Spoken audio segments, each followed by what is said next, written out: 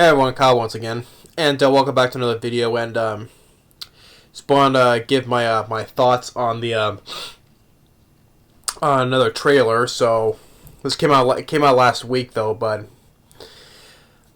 here to give my thoughts on the new trailer for, you would say reboot or whatever, but of Mortal Kombat. It's come out and released in this April. Now, my thoughts on the trailer for this new Mortal Kombat movie. Now, I don't know much about this director. I think it's his debut, and he got director James Wan, the director of the Conjuring movies, Aquaman. He's producing it. And what I have to say about this trailer, I wasn't, well, the only positive, yeah, so that's how much I think about the trailer, is I give one positive about it. The only positive I give is Sub-Zero. I think Sub-Zero in this was pretty badass. He's the only one I saw looked like it was badass. And I showed this when it came out. I showed my brother this trailer, and he was like, "Oh, so amazing!" He was like blown away by it. Of course, that's how my brother is, but I wasn't all that blown away. But he was very impressed with Sub-Zero though, and I can understand that, because I think Sub-Zero was the only good thing I got from this trailer. He did some pretty bad stuff with his ice powers, like he cut off an arm. I forget who it was, though. He cut off the arm of someone, and he froze the blood up, and then stabbing with it, and using his ice powers to make it do some other stuff too. Yeah, that Sub-Zero was pretty good. I got, and he's played by Joe Taslim, who actually he was from the Raid Redemption, and I enjoyed the Raid Redemption, and he was in that, and I liked him in that, so he's playing Sub-Zero, and okay. I liked him in the Raid Redemption. I think he's doing a pretty good job so far what I got from this as Sub-Zero. And that's about it. Other than that, I was not impressed with it, sadly. I'm sure a lot of people are so excited for it. I know my brother was excited for it, but I wasn't. I mean, okay, well, we do see of course, we do see the characters of the game. We see Raiden, Sonya Blade, Kano, of course, Scorpion. I forget about Scorpion. Jax.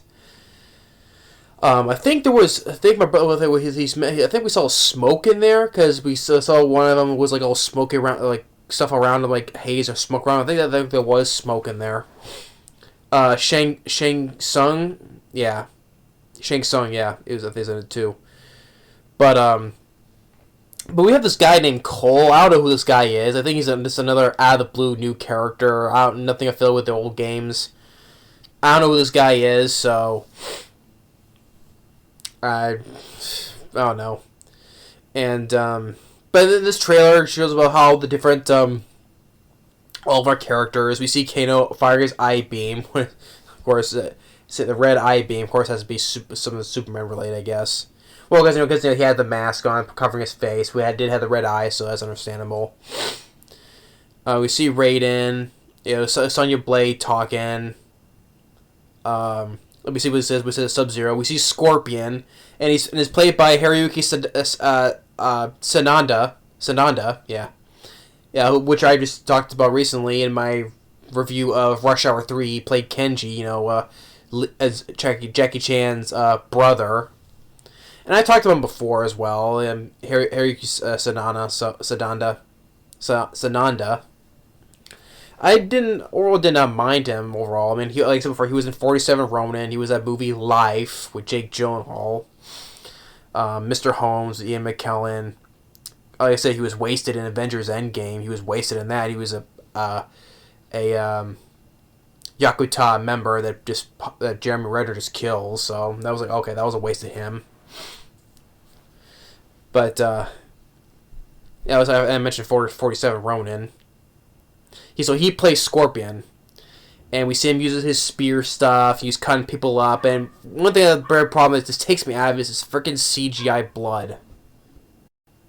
This is it's just what takes me. It just yeah. And also the thing, it's R-rated. Yeah, sure, okay, because we want to see an R-rated Mortal Kombat movie. Yes, granted, yes. But it just takes it out. It just takes. But to me, it takes me out of just like seeing all the CGI blood. It just turns me off like that. You know.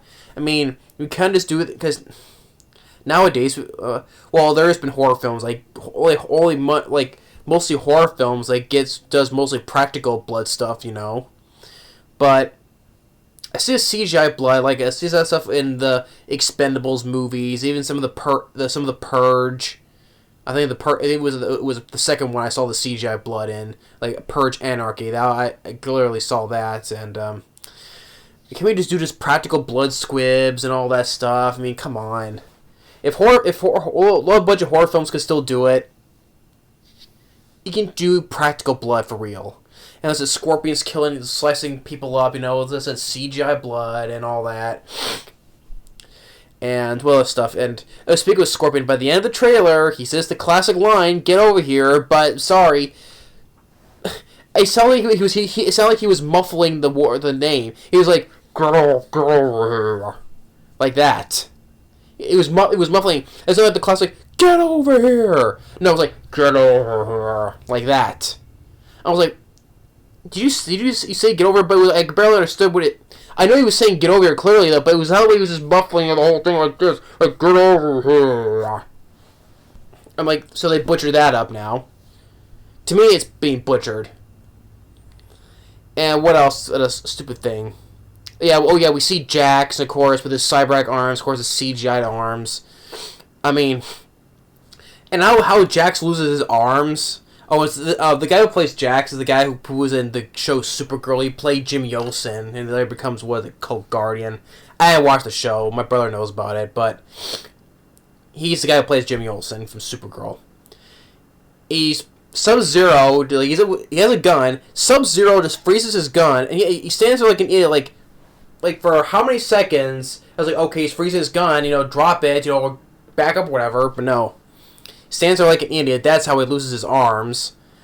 I mean, even as I made to say this, I mean, even in the horrible Mortal Kombat Annihilation, even Jack's arms are more practical than this. Of course, that'd be CGI.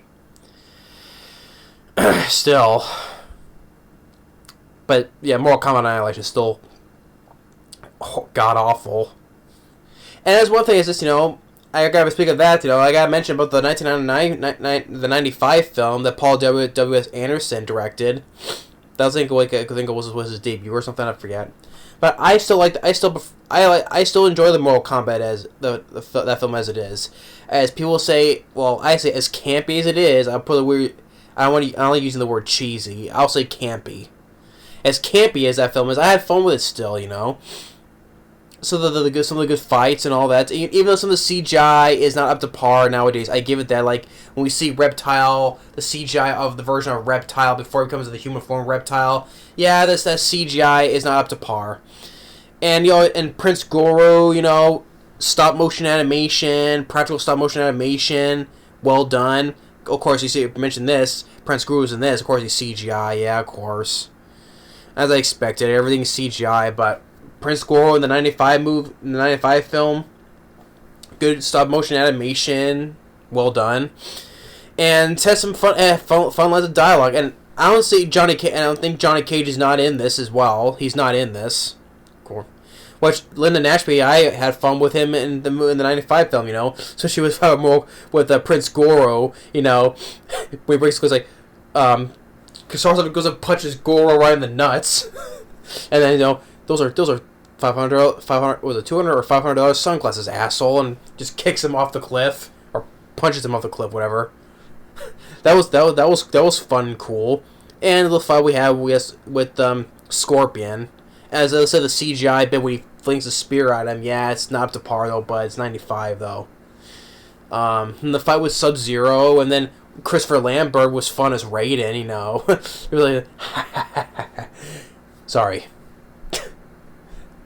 You know, and when the Shang Tsung, was it the main villain comes out at the end, and Christopher was like, with his eyes going, I don't think so. Christopher Lambert was fun as Raiden. Yeah, of course, he was an Asian character in the game, yes, but Christopher Lambert was fun. But I had fun with the 95 Mortal Kombat film. As campy as it was, yes. Yes, it was PG-13, so it was more light on it was. Oh, and I forgot to mention Trevor Goddard, who plays Kano, which I meant he was in a little bit role in Deep Rising. As Kano, yeah, I mentioned Kano. But it was, but this film, yeah, it's R-rated, gory, because, like I said, it takes me out of it. Was the CGI blood just takes me out of it. I'm sure they'll probably will get the fatalities we see in the games. I'm sure we will get that, yes. But it's just, Sub-Zero was the only character I got. Was the only character I got from this trailer. I like the Sub-Zero doing cool things with his ice powers, yes. And even though he's frozen to this Jax's gun, he's still there like an idiot, waiting until he gets his arm frozen off. And we with Scorpion, which we probably seen before with Alphabet, slicing people up CGI style blood, and then of course with the ruffled over hair like that. That just butchered that classic lineup.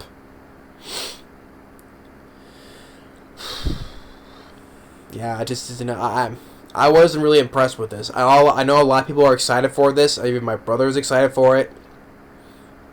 If I were to watch this, I'll probably watch it just for watching it for Sub-Zero. Oh, and I forgot to mention, speaking of Scorpion, I just recently saw the one from a movie from last year, Mortal Kombat, Scorpion's Revenge. That was pretty damn good movie. That was pretty damn good. I liked that one. It was a pretty damn good Mortal Kombat movie with Scorpion's Revenge. So, yeah, that totally was Scorpion pretty good. But 95 film was campy fun, yes. Like I said, I just recently saw the Scorpion's Revenge one from last year. I enjoyed that. But here, this one though, like I said, the CGI blood just takes me completely out of it. We can't just do anything that's practical. Like I said, horror films can still do practical blood stuff, but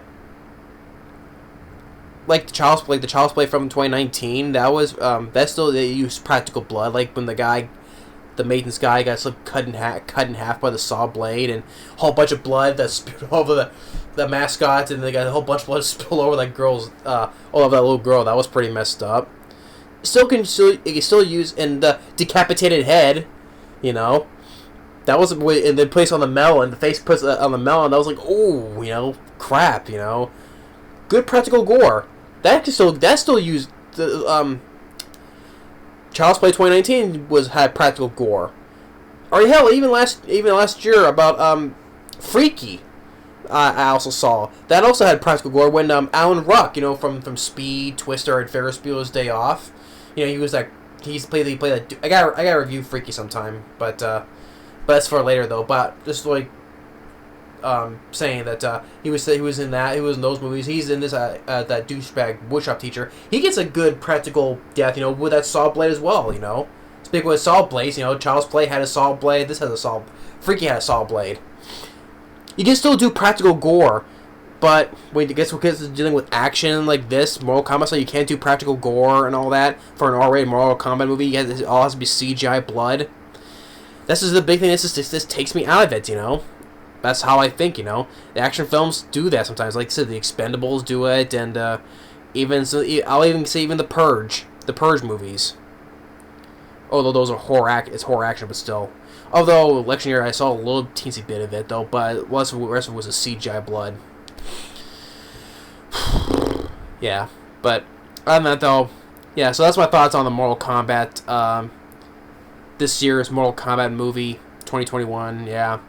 Wasn't impressed with it, but I know a lot of people are looking forward to it. My brother is. But if I were to watch this, I would watch it only just for Sub-Zero. Because from what I got from this trailer, Sub-Zero was the only badass character I saw. But that's just me, though.